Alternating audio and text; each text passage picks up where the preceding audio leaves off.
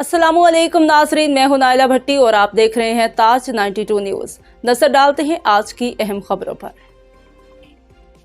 मलीर के ज़िले इंतजामिया ने मलीर के मुख्तलिफ इलाकों में मेमन गोट, कायदाबाद, गुलशन हदीद, भटाई आबाद में सिंध हुकूमत की हिदायत पर बचत बाजार कायम कर दिया। बचत बाजारों में ज़रूरत ज़िंदगी के अशिया मुनासिब कीमत पर मिलने पर शहरियों की बड़ी रश इंतजामिया के इक़दामात को तसल्ली बख्श करार दे दिया। ज़िले इंतजामिया ने मलीर के देहाती इलाकों के मरकज़ मेमन गोट, गुलशन हदीद, भटाई आबाद, कायदाबाद में हल्के के मुंतखब नुमाइंदों MPA Yusuf Murtaza Baloch, MPA Mahmood Alam Jamote, chairman Saleem Memon, assistant commissioner Ejaz Halepoto, staff officer Rizwan Abbasi, Murad Abbasi, Mukhtar कार असलम शर के साथ कर दिया। इस मौका पर मीडिया से गुफ्तगू करते हुए डिप्टी कमिश्नर मलीर इरफान सलामी इरवानी, MPA यूसुफ मुर्तज़ा बलोच और दीगर ने कहा कि सिंध हुकूमत की हिदायत पर शहरी को रिलीफ फ्राहम करने के लिए बचत बाजारों का क़याम अमल में लाया गया है, जहां पर आटा, चीनी, चावल, घी, दालें समेत देकर खाने पीने का अशिया मार्केट रेट से 20% रियायत पर दी जा रही हैं।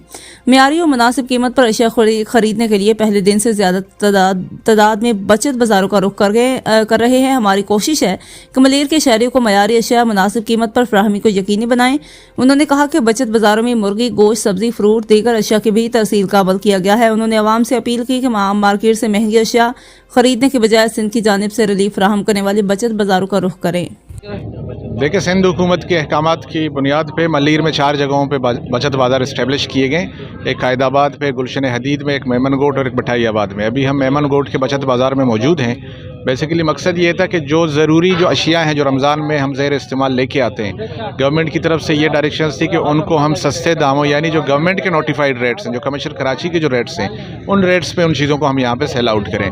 तो यहाँ अगर आप देखें तो जितनी जो चीज़ें यहाँ पे रखी गई हैं, जो डेली हम मुख्तलिफ अपने इफ्तारी में या सहरी में यूज़ करते हैं, वो चीज़ें मौजूद हैं यहाँ पे। और मज़ीद बेहतरी की भी गुंजाइश हम कोशिश करेंगे, उसको बेहतर करेंगे। और रेट्स, जहाँ तक रेट्स का ताल्लुक है, तो मार्केट से ये रेट हमारे जो कमर्शियल कराची के जो रेट्स हैं, उन्हीं रेट्स पे इन चीज़ों को दिया जा रहा है। तरफ से वक्तन फ़वक्तन ऑन डेली बेसिस मार्केट्स में हमारे असिस्टेंट कमिश्नर्स जा भी रहे हैं और जुर्माने भी आयद कर रहे हैं। बट यकीनी तौर पे जो आदतें बिगड़ गई हैं दुकानदारों की, वो तो उसी पे चलेंगे। बट अभी हमने अपना मैकेनिज़्म अभी चेंज किया है। हमने 4 टीमें बनाई हुई हैं मुख्तलिफ जगहों पे, जैसे गोश्त मार्केट और जाफ़र तैयार, मेमन गोट। हमारी टीम वहाँ पे 2 से 3 घंटे वहाँ पे मौजूद रहेगी और वहीं मौजूद रहने के अलावा वहाँ पे वो इंश्योर करेगी कि वो उस रेट पे चीज़ों को बिकवाए वहाँ पे, ताकि लोगों को मैक्सिमम रिलीफ मिले।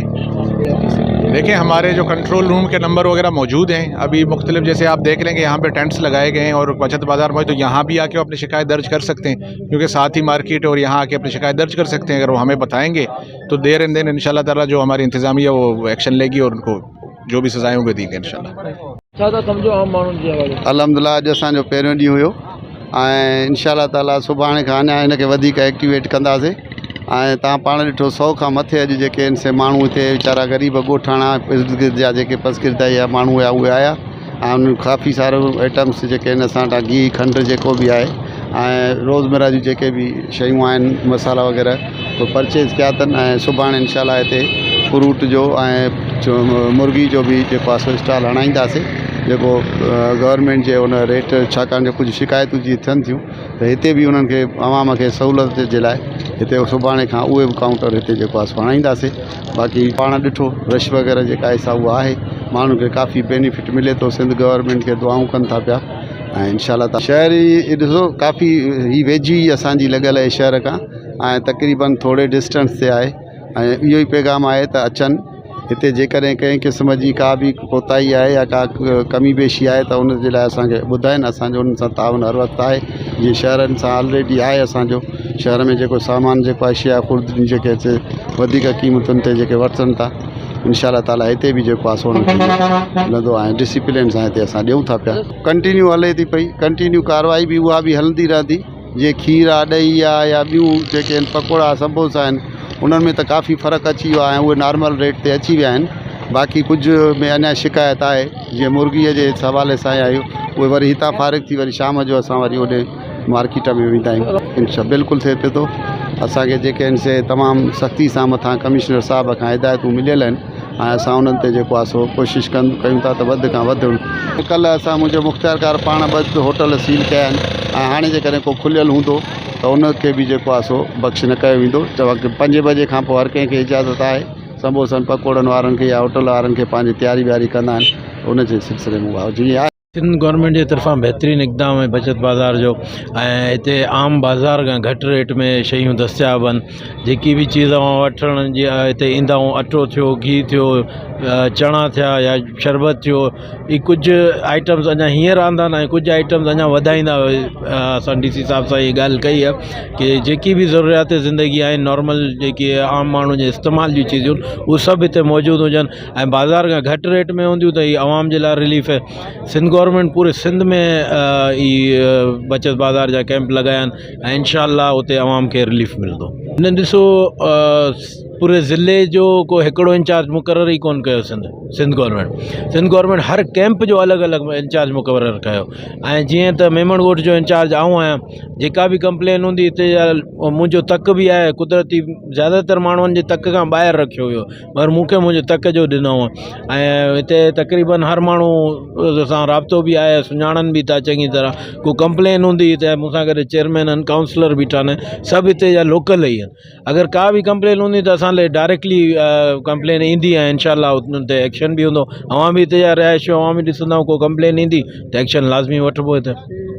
न मज़ाक न, अवां क्वालिटी बि त ॾिसो, क्वालिटी हर चीज़ में क्वालिटी हूंदी आहे। अटे जी क्वालिटी अव्हांखे 100 रुपये वारी बि मिलंदी, 150 वारी बि मिलंदी, 200 वारी बि मिलंदी ऐं 127 ऐं 126 जो जेकी रुपए जो फ़र्क़ु अव्हां ॿुधायो त उहो बि क्वालिटी जे हिसाब सां। जहिड़ी क्वालिटी हूंदी ओड़ा पैसा हूंदा। आम माण्हू जे खाइण जे हिसाब सां मुंहिंजे ख़्याल में ई सुठी क्वालिटी, ख़राबु क्वालिटी, नाक़िस क्वालिटी हिते कोन। कहिड़ी बि चीज़ अवां खणी ॾिसो त हिन में का बि अव्हांखे नाक़िस चीज़ कोन नज़र ईंदी ऐं जेकी चीज़ हिते 127 में मिले थी उहो मार्केट में अव्हांखे 150 में मिलंदी। मूंखे ख़बर आहे त महंगाई आहे, महंगाई जो दौर आहे। महंगाई सिर्फ़ु पाकिस्तान में न आहे पर पूरी दुनिया में महंगाई आहे। पर इन महंगाई वजह सां सिंध गवर्नमेंट खे इक़दाम कया आहिनि त असां ग़रीब माण्हू खे, आवाम खे रिलीफ ॾेई सघूं।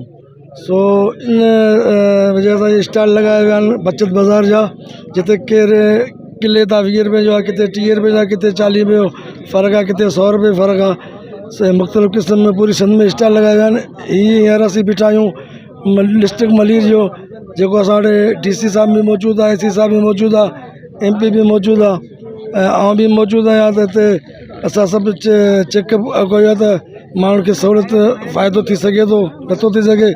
सो इंशाअल्लाह ताला असां इहा कोशिशि आहे त सिंध गवर्नमेंट त माण्हू ग़रीबनि खे फ़ाइदो थिए।